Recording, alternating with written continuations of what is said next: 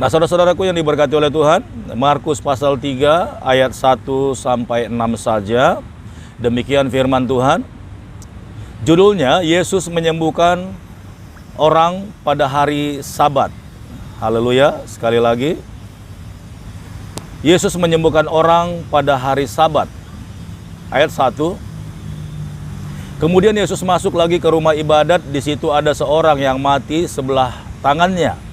Mereka mengamat-amati Yesus kalau ia menyembuhkan orang itu pada hari Sabat, supaya mereka dapat mempersalahkan dia.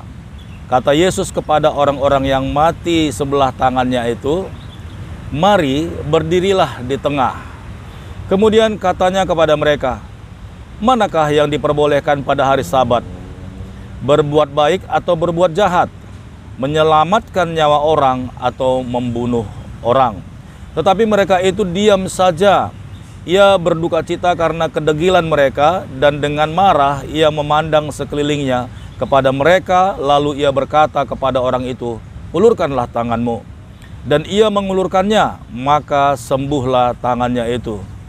Ayat 6 yang terakhir, lalu keluarlah orang-orang Farisi dan segera bersekongkol dengan orang-orang Herodian untuk membunuh Yesus, membunuh dia.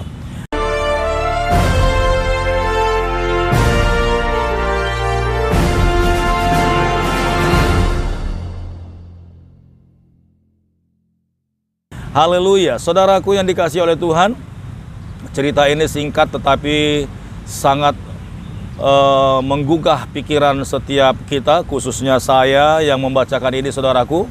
Pada hari ini Tuhan bawa saya ke dalam perenungan ini, saudaraku. Nah, yang paling berkesan, saudaraku, ya, ketika Yesus ada di rumah ibadat, ya, di rumah Tuhan, di bait Allah, justru Yesus mendapatkan pertentangan di situ, ya. Karena apa, saudaraku? Ternyata ada banyak juga orang-orang di sekitar itu di dalam rumah ibadat, tetapi menurut jubah mereka itu adalah orang-orang yang datang beribadah, tetapi sesungguhnya tidak punya pengertian tentang ibadah itu sendiri. Ya, di ayat 3 dan 4 ini kita perhatikan, saudara, kata Yesus kepada orang yang mati sebelah tangannya itu, "Mari berdirilah di tengah." Nah, ternyata di dalam rumah ibadat itu ada juga orang yang datang, bukan hanya orang-orang yang sempurna secara fisik, tetapi ada juga orang yang sakit, orang yang lumpuh. Ya, kebetulan dalam cerita ini orang yang lumpuh tangannya, saudaraku. Ya.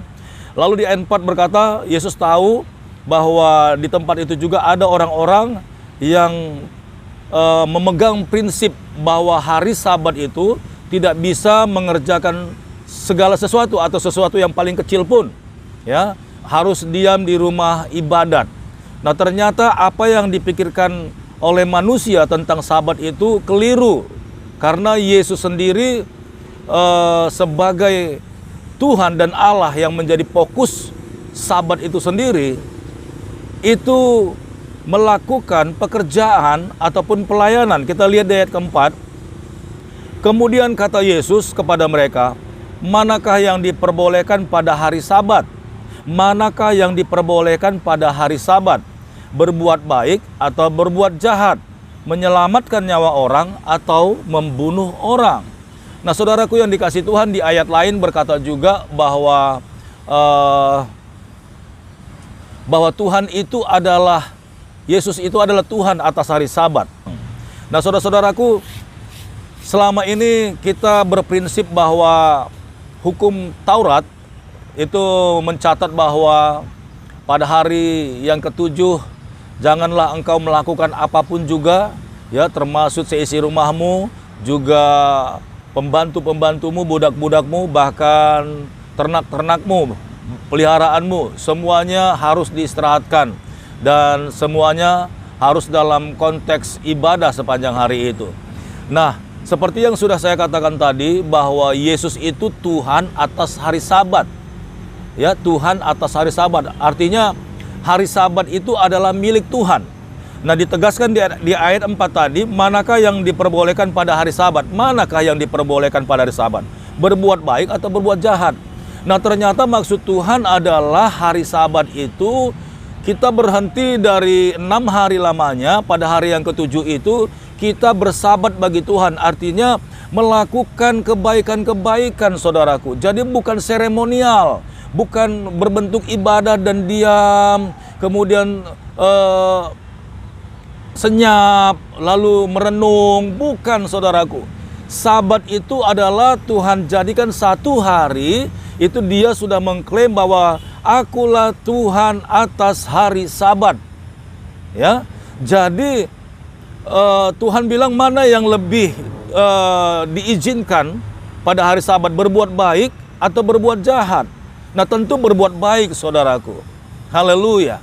Jadi jelas di sini bahwa hari Sabat itu adalah hari di mana kita harus berbuat kebaikan-kebaikan. Itu yang namanya Sabat, saudaraku.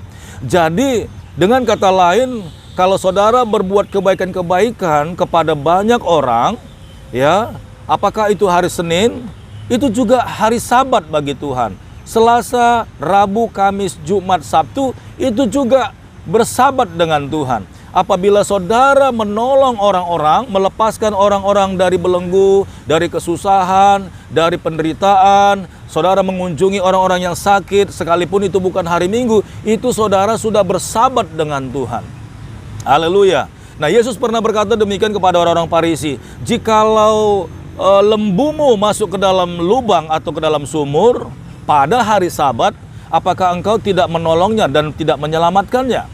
Tentu secara naluri, saudaraku, kita akan mengabaikan hari itu. Pasti kita akan menolong lembu yang jatuh ke dalam lubang karena kita mengasihi dan menyayangi lembu itu. Demikianlah Tuhan Yesus, saudaraku. Alangkah baiknya kita melakukan Sabat dimanapun kita berada. Tidak hanya hari Sabtu sebagai sabatnya orang Israel atau orang Yahudi, atau hari Minggu hari sabatnya orang-orang di seluruh dunia secara kalender, saudaraku. Haleluya. Jadi intinya Sabat itu adalah pribadi Yesus, saudaraku. Disitulah kita berbuat kebaikan-kebaikan kepada semua orang. Nah, herannya, saudaraku, ya, di dalam rumah ibadat ini ada orang-orang Yahudi yang tidak setuju dengan apa yang Tuhan Yesus kerjakan. Ya, dikatakan di sini ayat 5.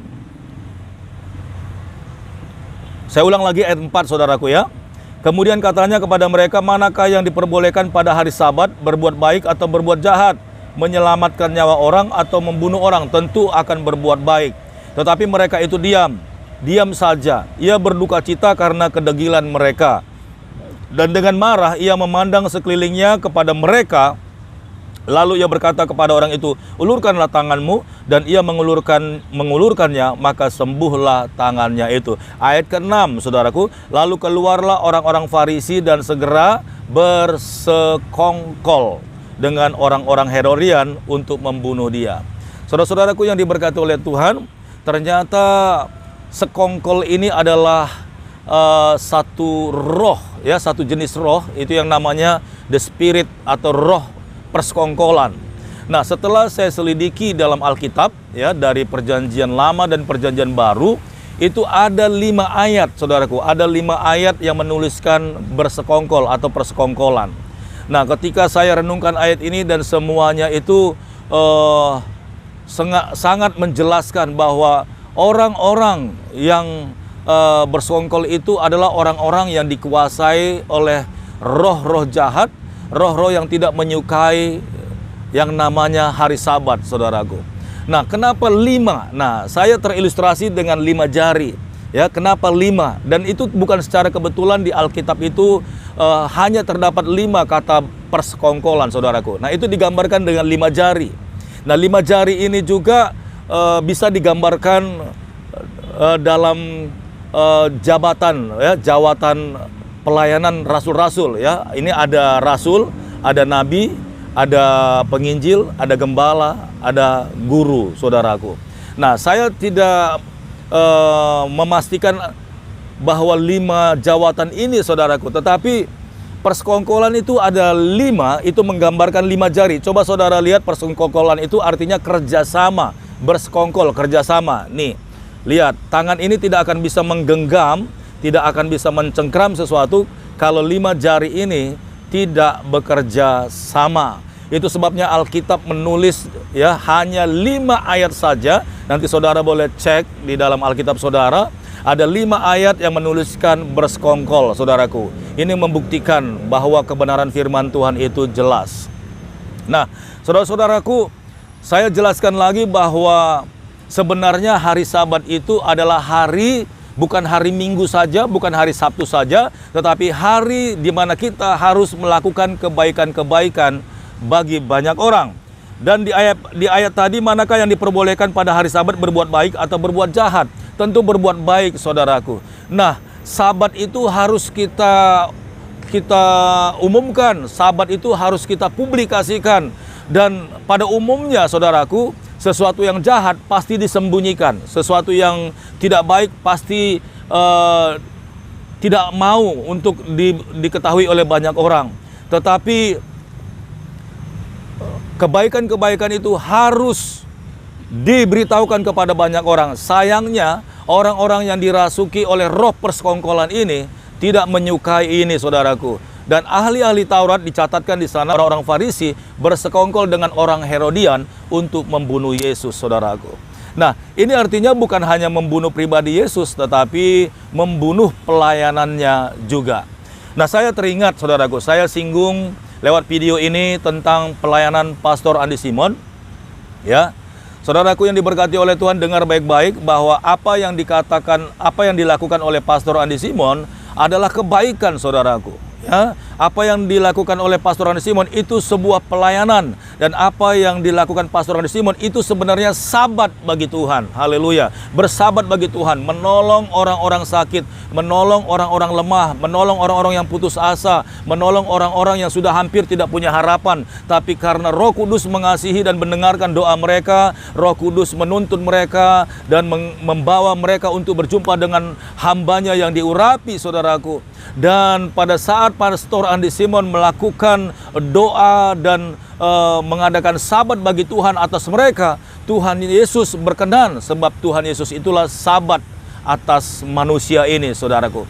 Tetapi sayangnya di tengah-tengah Pastor Andi Simon melakukan sabat bagi Tuhan kepada banyak orang, orang-orang Farisi, orang-orang yang disebut ahli-ahli Taurat, ahli-ahli kitab, ahli-ahli Bible, saudaraku, menentang hal itu dan mengatakan bahwa justru terbalik, apa yang dilakukan, yang dikerjakan oleh Pastor Andi Simon adalah sebuah kejahatan, sebuah kesesatan, sebuah ketidakbenaran, saudaraku, dan mereka menganggap itu sesat. Nah, saudaraku yang diberkati oleh Tuhan, lewat firman Tuhan ini di Markus pasal 3 ayat 1 sampai 6, saudaraku, biarlah mata rohani kita dicelikkan bahwa Sabat itu, sekali lagi, Pastor Daud katakan Sabat itu bukan hanya hari Minggu saja, tetapi Sabat itu adalah semua hari dari Senin sampai hari Minggu. Arti Sabat itu adalah beribadah dan berbuat kebaikan kepada banyak orang, melepaskan orang-orang dari belenggu ikatan setan, dan menyembuhkan orang-orang sakit, memberikan orang-orang lapar makan, dan memberikan kelegaan bagi mereka yang putus asa, dan memberikan penghiburan bagi mereka yang sudah tidak punya harapan. Haleluya. Saudara-saudaraku yang diberkati oleh Tuhan, janganlah kita menjadi orang-orang yang ikut menentang hari Sabat yang sudah Tuhan kerjakan, kebaikan-kebaikan yang sudah dilakukan oleh Pastor Andi Simon. Janganlah engkau menjadi orang-orang Farisi, sekalipun engkau paham Alkitab, sekalipun engkau memiliki sertifikat ataupun standar akademis yang cukup lumayan tinggi, saudaraku. Engkau sekolah sampai ke luar negeri, tapi sesungguhnya engkau tidak memahami arti sebuah sabat itu. Sekali lagi lewat video ini, siapapun saudara yang menonton ini, apakah saudara hamba Tuhan, apakah saudara seorang pengerja, apakah seorang mahasiswa, apakah saudara seorang hanya pelaku firman saja, dengar baik-baik. Semua kebaikan, semua perbuatan-perbuatan kasih yang kau lakukan itu adalah sabat bagi Tuhan. Ya, percuma engkau beribadah pada hari Minggu dan kau katakan itu sabat, tetapi engkau tidak mengenal Tuhan. Engkau sama saja dengan orang-orang Farisi. Engkau picik, engkau buta, dan engkau tidak tahu kebenaran. Haleluya, haleluya. Puji Tuhan, saudara-saudaraku yang diberkati oleh Tuhan. Pastor Daud menyampaikan firman Tuhan sampai di sini. Kiranya mata rohani kita diterangkan, kiranya batin kita dicerahkan, dan Tuhan memberkati kita. Mari sama-sama kita melakukan sabat bagi Tuhan setiap saat, dan mari kita berbuat baik. Biarlah kebaikan-kebaikan kita diketahui oleh semua orang. Demikianlah firman Tuhan. Janganlah kebaikan-kebaikanmu itu disembunyikan, tetapi lakukanlah setiap hari, sebab engkau sedang bersabat dengan Tuhan. Haleluya. Puji Tuhan, saudaraku. Sampai di sini firman Tuhan. Tuhan Yesus memberkati. Shalom. Haleluya. Amin.